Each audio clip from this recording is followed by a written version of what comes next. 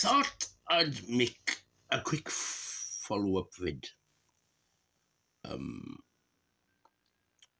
Well, about football, soccer. Going back to the 1966 World Cup in football. It was held in England. Lovely event, great event. Well done, Harold Wilson. We have brilliant World Cups under Labour governments, or whatever held here. Anyway, we only win World Cups under Labour government, don't we? And Jimmy Greaves, now, and people at the time were shocked why he didn't sort of stay in the team until the final. And I can guess why. If you're not familiar about Jimmy Greaves became an alcoholic. He admits it himself. And around about 1966, it was pretty bad. And,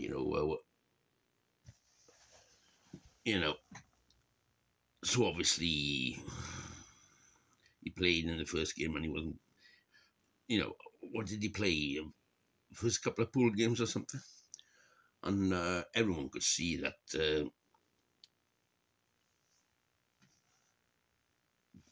personally there was something going on with him. And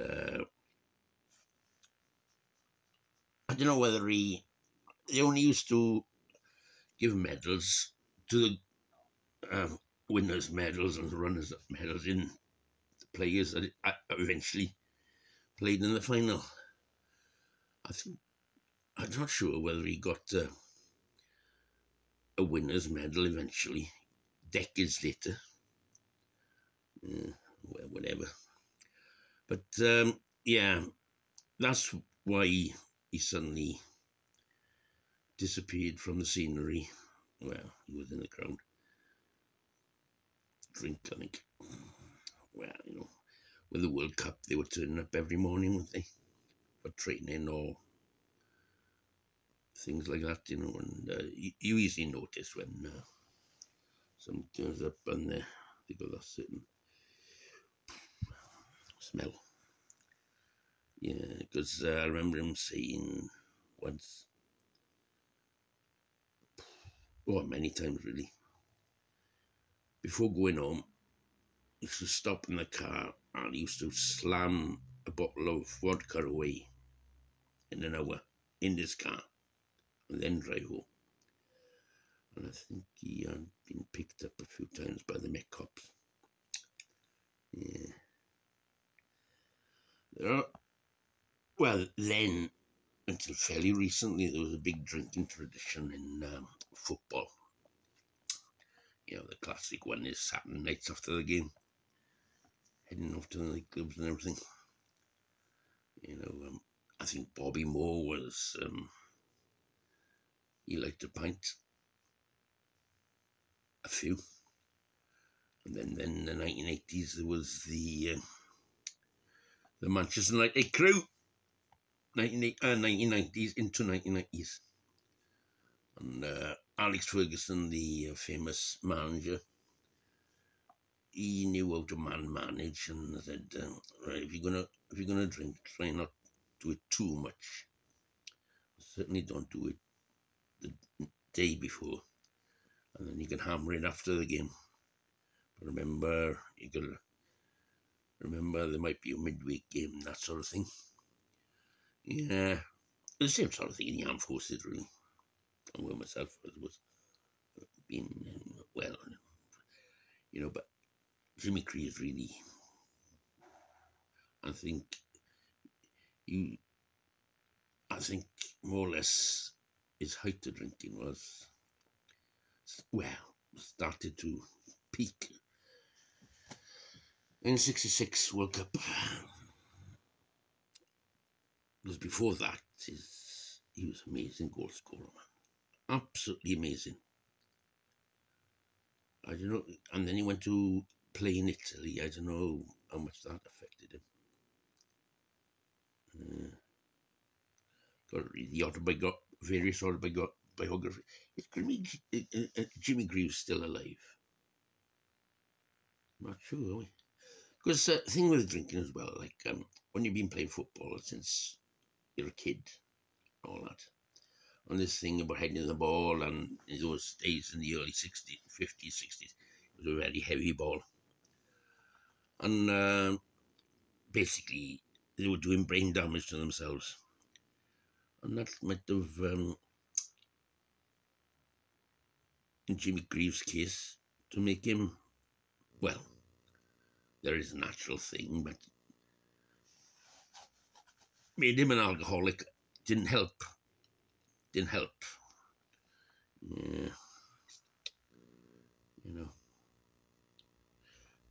Well, you don't really know, do you? You know. That sort of thing. Like, well, for instance, Spike Milligan, who is a comedian. Some people say maybe Spike did himself. That his brain sort of changed when he was in North Africa. He was in the gunnery corps with these bloody guns, like artillery guns. And a shell landed feet away from him and the rest of them. And, you know, when the shell goes off, they got this blast effect. What's the password?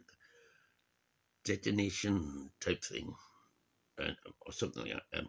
Can't remember the name of the word, which is the air, and it's what gave these fellas during World War One shell shock. Absolutely rattled their brain. And Spike Milligan, I think he did say in one of his books, after that, it was a bit nuts.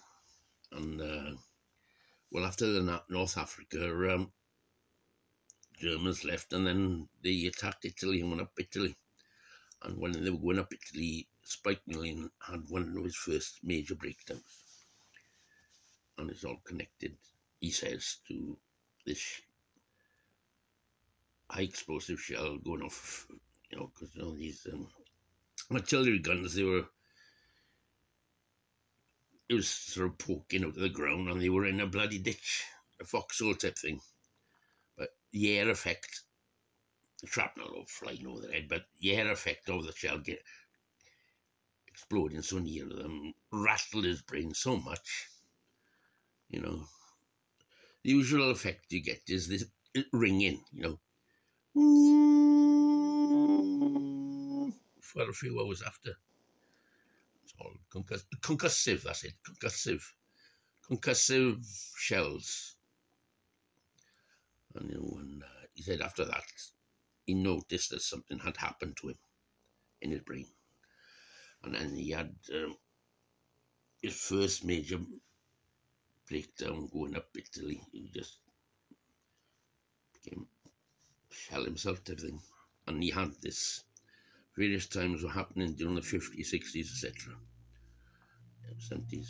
And he's, you know, and he used to drink a lot. He used to have terrible tantrums with the BBC, you know. The BBC, he insisted in his BBC contract to have 2 bottles of red wine delivered to his office. He used to go to the office, and it was not far from BBC Shepherd's Bush then. And poor old BBC delivery driver, he turned up an hour late, and Spike Milligan was screaming and shouting at him, and fucking delivery driver would run you like fucking Spike Milligan just threw these bottles out like missiles. And he went off on one, and he had a habit of going off on one. Yeah. Certainly was a very difficult one to live with, from what I, oh God, I'm yapping on to start with. Well, anyway, that's what my thoughts of Jimmy Greaves, Spike Milligan, and you could talk about George Best, Alex Higgins, Barry John, so many, you know, when Off the edge. Right, all the best. Ta-da.